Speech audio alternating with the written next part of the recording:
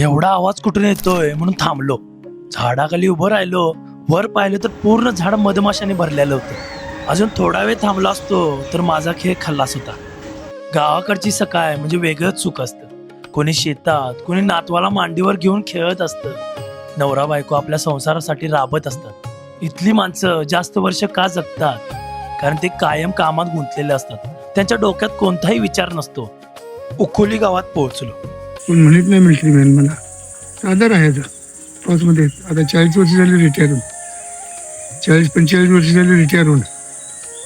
मग 71, 65 आणि 62च्या लढाई केली.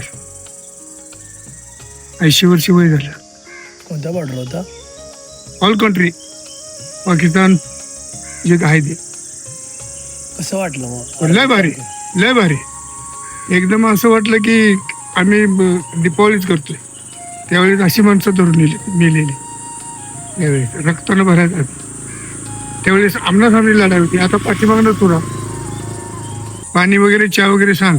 आमचं कर्तृत्व विचारणार देश सेवा. हा नाही, ठीक आहे. एनवे चला. आमच्या आता करासकरी करून करून पाय दुखायला आलेले.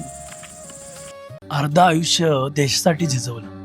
गोळ्यांच्या आवाजात दिवस गेले आणि आता पक्ष्यांच्या किलबिलाट सकाळ होते त्यांची.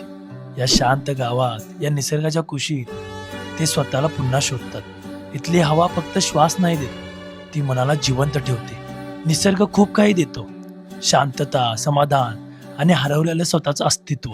फक्त थोडं थांबून मनापासून जगायला शिकलं पाहिजे.